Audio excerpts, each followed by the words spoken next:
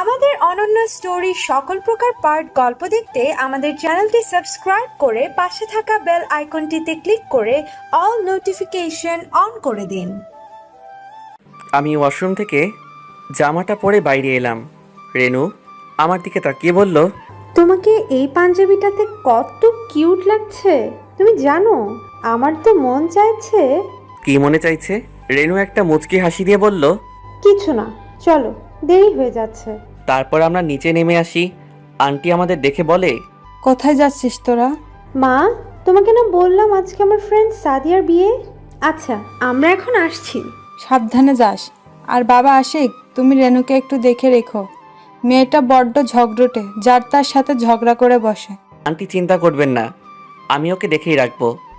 এরপর আমি রেনুর গাড়ি নিয়ে বেরিয়ে পড়ি।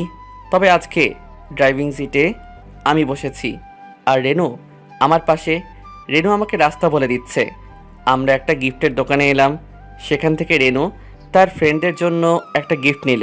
তারপর আমরা দোকান থেকে বেরিয়ে আবার রওনা দিলাম রেনুর ফ্রেন্ডের বাড়ির উদ্দেশ্যে। গাড়িতে যাওয়ার সময় রেনু আমাকে অনেক ধরনের প্রশ্ন করছিল, আর ওর এত বকবকের উত্তরে আমি শুধু হ্যাঁ করছিলাম। তারপরও দেখি এই মেয়েটা থাকছে না। যাই হোক, এই বাচাল মেয়ের অত্যাচার সহ্য করতে করতে আমরা বিয়েবাড়িতে পৌঁছে গেলাম। বিয়েবাড়িতে যাওয়ার পর রেনু আমাকে তার বন্ধুদের সাথে পরিচয় করিয়ে দেয় ফ্রেন্ড হিসেবে। যাক, বাঁচা গেল। আমি তো অন্য কিছুই ভাবছিলাম। তখন রেনুকে নাকি তার কোণে বান্ধবী ভেতরে ডাকছে। আমি তো আর মেয়েদের ওখানে যেতে পারবো না, তাই রেনু আমাকে এখানে রেখে চলে গেল আর বলল, আমি একটু আসছি। একা একা একপাশে দাঁড়িয়ে আছি, কাউকেই তো চিনি না, আর আগ বাড়িয়ে কারোর সাথে কথা বলার অভ্যাসও আমার নেই। বলতে পারেন একা একা সময় কাটাতে আমার ভালোই লাগে।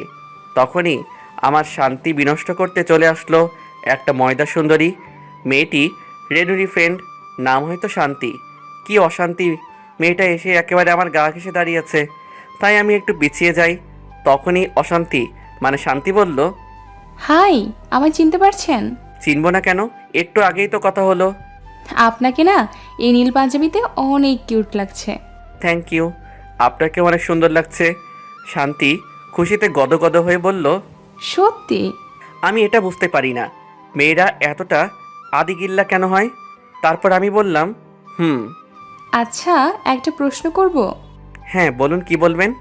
আচ্ছা, আপনার কোনো জিএফ আছে? না, নাই। ও মা, কি বলছেন আপনি? আপনার মতো এমন একটা কিউট ছেলের জিএফ নাই। সত্যি অবিশ্বাস্য। ও মাই গড, এই মেয়ে তো দেখছি একেবারে পাক্কা ফ্ল্যাট রানী। ছেলেদের কি করে ফ্ল্যাট করতে হয় ভালো করেই জানে। না বাবা, এখান থেকে কেটে পড়াই ভালো। এরপর হয়তো সোজা প্রপোজ করে বসবে। আমি হালকা গলা খাকড়িয়ে বললাম, এক্সকিউজ মি, আমি একটু আসছি। এই মেয়ে তো পুরাই জোক। শান্তি বলল, আর একটু দাঁড়ান না, একটা কথা ছিল। জি বলুন, কি বলবেন? তখনই শান্তি কোথা দেখে যেন একটা গোলাপ এনে আমাকে সোজা প্রপোজ করে বসলো। ঠিক সেই মুহূর্তেই রেনুর আগমন। রেনুর আগে ফুঁসতে ফুঁসতে কাছে এসে এমন একটা ধাক্কা দিল যে শান্তি সামলাতে না পেরে পাশে থাকা ছেলেটার উপর গিয়ে পড়ে। তারপর রেনু শান্তিকে উদ্দেশ্য করে বলে, হারামজাদি, তোর সাহস কি করে হলো আশিককে প্রপোজ করার? তাতে তোর সমস্যা কি? আশিক তোর বিএফ নাকি বিয়ে করা বর যে অন্য কেউ তাকে প্রপোজ করতে পারবে না? আন্টি আমাকে আগে সাবধান করে দিয়েছিল যে রেনু ঝগড়ুটে একটা মেয়ে। এই জন্য রেনু শান্তির পুরো একটা লঙ্কাকাণ্ড বাঁধিয়ে দিচ্ছে। এখন আমি কি করব? বিয়েবাড়ির সবাই আমাদের দিকে তাকিয়ে আছে। আমি তখন রেনুকে রীতিমতো টানতে টানতে নিয়ে অন্যদিকে নিয়ে গেলাম। রাগে রেনুর নাক মুখ পুরো লাল হয়ে গেছে। আমি জিজ্ঞেস করলাম, তুমি এটা কি করলা? শুধু শুধু শান্তির সাথে এইভাবে ঝগড়া কেন করছিলে? ওই শান্তির সাহস কি করে হয় তোমাকে প্রপোজ করার? আর উল্টা এই প্রশ্ন করলাম না যে তাতে তোমার কি, কারণ যদি এই প্রশ্নটা করে ফেলি তাহলে আমার কপালে শনি আছে। রাগের মাথায় রেনু আমাকে প্রপোজ কি বিয়ে করে ফেলতে পারে।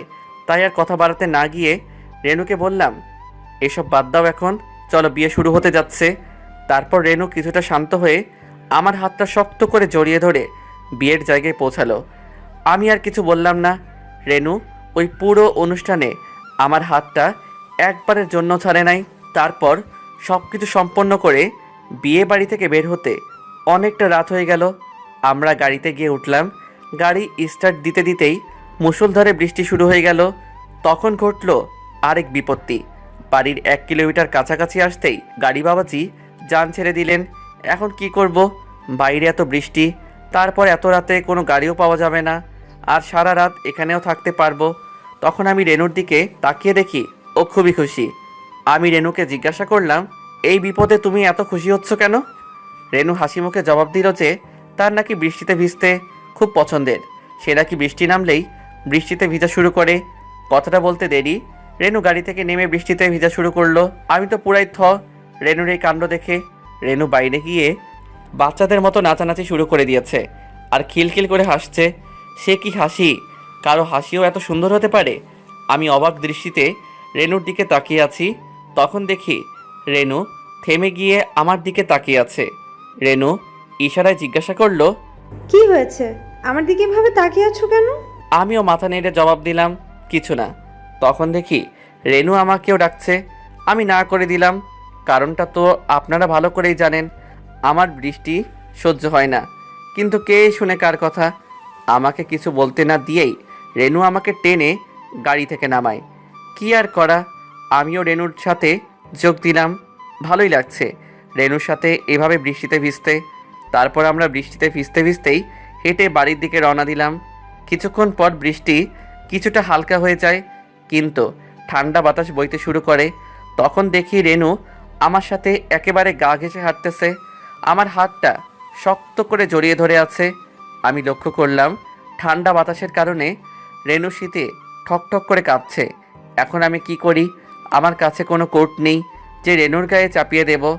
আশেপাশে কোনো দোকানও দেখছি না। আর এদিকে শীতের কারণে রেনুর অবস্থা খারাপ হয়ে যাচ্ছে। এই মায়ারে কেটাই কইছিল এমনি নাইচ্চা নাইচ্চা বৃষ্টিতে ভিজতে। রেনু শীতে এতটাই কাবু হয়ে গেছে যে ঠিক মতো হাঁটতেও পারছে না। আমি কোনো উপায়ান্তর না দেখে রেনুকে কোলে তুলে নিলাম। রেনুর সাথে সাথে আমার গলা জড়িয়ে ধরে একেবারে বুকের সাথে মিশে যেতে চাইলো। এখনও কাঁপছে সে, তাই আমি দ্রুত হাঁটতে লাগলাম। কিছুক্ষণের মধ্যেই বাড়ি পৌঁছে গেলাম। দরজার সামনে এসে আমি রেনুকে নামিয়ে দেই। রেনুর দিকে তাকাতেই দেখি লজ্জায় চোখ নামিয়ে নিছে, আর দেখি মিটি মিটি হাসছে।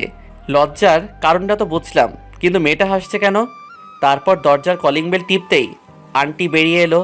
আন্টি আমাদের দেখে তো পুরো টাসকি খাইয়া গেল, কারণ আমরা পা থেকে মাথা অবধি পুরো কাক ভেজা হয়ে গেছি। আন্টি ব্যস্তভাবে জিজ্ঞেস করলেন, তোদের এই হাল কি করে? এরপর রেনুই তার মাকে সব কিছু বলে। তারপর দেখি আন্টি আমার দিকে কেমন যেন সূক্ষ্ম দৃষ্টিতে তাকিয়ে আছে। আমি কোনো কারণ উদ্ধার করতে না পেরে আন্টিকে জিজ্ঞেস করে ফেললাম যে, কি হয়েছে আন্টি, আমার দিকে এভাবে তাকিয়ে আছেন কেন? তখন আন্টি আমার বুকের বাম দিকে পাঞ্জাবিতে আঙুল তাক করে বললেন, এখানে কি হয়েছে বাবা? তাকিয়ে দেখি লিপস্টিকের দাগ কাম সারছে। এটা নিশ্চয়ই রেনুর কাজ, আর এজন্যই হাসছিল। আজকালকার মেয়েরা কি ধরনের লিপস্টিক ব্যবহার করে আল্লাহ জানে, এত ভেজার পরও উঠে নাই। আমি তখন রেনুর দিকে তাকাতেই দেখি মিটিমিটি হাসছে আর বলল, মা, আমি উপরে যাই, গিয়ে চেঞ্জ করে নেই। এখন আমি আন্টিকে কি বলি? তখনই মাথায় একটা বুদ্ধি এলো। আমি বললাম, আন্টি আসলে বিয়েবাড়িতে একটা মেয়ে হুমড়ি খেয়ে পড়ে যাচ্ছিল, আমি তাকে ধরে ফেলি, তখনই হয়তো। ও আচ্ছা, ঠিক আছে, জলদি ঘরে গিয়ে চেঞ্জ করে নাও, নয়তো আবার অসুখ করবে। আমি ছাড়া পেয়ে সোজা উপরে চলে আসি আর চেঞ্জ করে ঘুমিয়ে পড়ি। আশ্চর্য ব্যাপার, আমার কোনো রকম জ্বরই আসলো না। যাই হোক, সকালে ঘুম ভাঙে রেনুর মিষ্টি ডাকে। রেনু বলে, স্যার, আপনি নাকি অফিস যাবেন? এতটা বেলা পর্যন্ত ঘুমালে কি করে হবে? লাফিয়ে উঠে দেখি 9টা বাজতে চললো, তাই উঠেই ওয়াশরুমে চলে যাই। বাইরে এসে দেখি রেনু আমার জন্য উপরেই নাস্তা নিয়ে এলো। আমি তড়িঘড়ি করে নাস্তা শেষ করি। এরপর নিচে এসে দেখি রেনুও সাজুগুজু করে রেডি। আমাকে বলল আমি যেন তাকে ভার্সিটিতে নামিয়ে দিয়ে যাই। আপনাদের তো বলাই হয়নি, রেনু এবার অনার্স লাস্ট ইয়ারে পড়ে। তারপর আমরা আন্টির থেকে বিদায় নিয়ে বেরিয়ে পড়ি। পুরো রাস্তা রেনুর টেপ রেকর্ডার চালু ছিল। আমি ভেবে পাই না এই মেয়ে এত কথা বলে কিভাবে। রেনুকে কলেজে নামিয়ে অফিসে চলে আসি। আঙ্কেল আমাকে আমার কেবিন দেখিয়ে দিলেন, আর একজন বয়স্ক লোক এসে আমার কাজগুলো বুঝিয়ে দিল। আমার খুবই ভালো লাগছে। অনেক দিন পর আবার কাজে ফিরলাম। ফুরফুরে মেজাজেই কাজ চালিয়ে গেলাম। এভাবে কেটে গেল 1 সপ্তাহ সময়। আমি অফিসে চলে এলে রেনু বারবার ফোন দিয়ে আমাকে বিরক্ত করতো আর সব সময় বলতো আমি যেন কোনো মেয়ের আশেপাশে না যাই। একবার তো রেনুর কলেজের এক মেয়ের সাথে কথা বলার সময় রেনু এসে হাজির হয়ে যায়। আর মেয়েকে কি ঝাড়ি দিয়েছিল মাইরি, কি বলবো। সবার সামনে আমার ইজ্জতের ফালুদা করে আমাকে রেখে গাড়িতে নিয়ে চলে গিয়েছিল। পরে আবার ন্যাকা কান্না কেঁদে সরিও বলে। অবশ্য রেনুর এই দুষ্টু মিষ্টি শাসনগুলো কেন জানি আমারও ভালো লাগে। একদিন কাজ করছিলাম, তখন আঙ্কেল আমাকে ফোন করে বলল, যত তাড়াতাড়ি সম্ভব বাড়িতে চলে আসো। ভাবলাম নিশ্চয়ই বড় কিছু ঘটেছে, তাই তখনই আমি বেরিয়ে পড়ি। বাড়ির গেটে প্রবেশ করতে দেখি বাড়ি থেকে 3 জন মানুষ বেরিয়ে আসছে। একজন মাঝবয়সী মহিলা আর একজন লোক, সাথে আমার বয়সী একটা ছেলে। মাথায় রুমাল চেপে আসে। খেয়াল করে দেখলাম মাথা থেকে রক্ত বের হচ্ছে। আমি গাড়ি থেকে নামার আগেই তারা গাড়িতে উঠে চলে যায়। আমি বাড়িতে ঢুকতে দেখলাম আঙ্কেল আমার দিকে রাগীভাবে এগিয়ে এলো আর বলল, তুমি আমাদের সাথে এরকমটা কি করে করতে পারলে? আমি আঙ্কেলের এরকম রাগী চেহারা দেখিনি। উনি সবসময়ই আমার সাথে হেসে কথা বলেছেন। আমি তো ভয়ে চুপসে গেলাম। আমতা আমতা করে জিজ্ঞাসা করলাম, কি করেছি আঙ্কেল? কি করেছো মানে? তুমি আর রেনু একে অপরকে ভালোবাসো, এটা আমাদের থেকে লুকিয়ে রেখেছো কেন? তোমরা যদি আমাদেরকে আগে থেকেই বলে দিতে তাহলে রেনুর জন্য আর পাত্র খুঁজতে হতো না। রেনুর জন্য তোমার থেকে ভালো পাত্র আর হতে পারে না। তাছাড়া তোমরা আগেই বলে দিলে আজকে ওই ছেলেটার মাথাটা ফাটাতো না। মানে একটু আগে যে ছেলেটা গেল ওর কথা বলছেন? কিন্তু ওর মাথা ফাটলো কি করে? আমি ফাটিয়েছি। সব কত আমাকে বিয়ে করতে এসেছিল, আবার বলে কি না পাত্রীর সাথে আলাদা কথা বলতে চায়, তাই দিছি রুমে নিয়ে আচ্ছা মতো ধোলায়। তাহলে আমি তাড়াতাড়ি তোমাদের বিয়ের ব্যবস্থা করে ফেলি, কি বলো তুমি? দাঁড়ান আঙ্কেল, তার আগে আমি আপনাদের কিছু বলতে চাই। আসলে আমি প্রথম থেকেই বুঝতে পেরেছিলাম যে রেনু আমাকে ভালোবাসে, কিন্তু আঙ্কেল আমার পক্ষে রেনুকে বিয়ে করা সম্ভব নয়। কেন, তুমি কি আমায় পছন্দ করো না? আসলে ব্যাপারটা সেটা না। তুমি অনেক ভালো মেয়ে, তোমাকে না পছন্দ করার কোনো কারণই নেই। তাহলে আমাকে বিয়ে করতে তোমার প্রবলেমটা কোথায়? সমস্যা আছে, অনেক বড় সমস্যা। আর সেটা হলো আমার অতীত। আমার অতীত জানলে তুমি নিজেই আমাকে বিয়ে করতে চাইবে না, উল্টো আমাকে ঘৃণা করবে। তোমার অতীতে এমন কি আছে যে সেটা জানলে আমরা তোমাকে ঘৃণা করব? চাই না জানতে তোমার এমন অতীত। আমি এমনিই ঠিক আছি। না, সেটা হয় না। আমি চাই না বিয়ের পর তুমি কিছু জেনে কষ্ট পাও, তার চেয়ে এখন জেনে নেওয়াটাই ভালো। আমি বলছি শোনো, আমি প্রথম থেকেই তোমাদের মিথ্যে বলে আসছি। আসলে আমি অনাথ নই, আমার একটা পরিবার আছে। কি, তুমি অনাথ নও? না, আর একটা বড় সত্য আছে। হয়তো তোমার খারাপ লাগতে পারে, কিন্তু তোমার জানা উচিত রেনু, আমি একজন ধর্ষক। আমি একটা মেয়েকে জোর করে ধর্ষণ করেছিলাম, আর তারপর বিয়ে। কি কি বলছো তুমি এসব পাগলের মতো? তারা সবাই আমার দিকে অবাক চোখে তাকিয়ে আছে। তারা যেন বিশ্বাসই করতে পারছে না। এটাই সত্যি। এরপর আমি তাদের সবাইকে আমার জীবনে ঘটে যাওয়া সব কিছুই খুলে বললাম। আমি কথাগুলো শেষ করে তাদের দিকে তাকালাম। রেনু কিছুই বলছে না। রেনুর চোখ বেয়ে জল পড়ছে। আঙ্কেল আন্টিও একেবারে স্তব্ধ হয়ে আছেন, সবাই নিশ্চুপ। তখন আমি বললাম, কি হলো, কিছু তো বলো, নাকি তোমরাও এখন আমাকে আমার পরিবারের লোকজনের মতো ঘৃণা করছো? তখনও কেউ কিছু বলছে না। আমার মনটা খারাপ হয়ে গেল।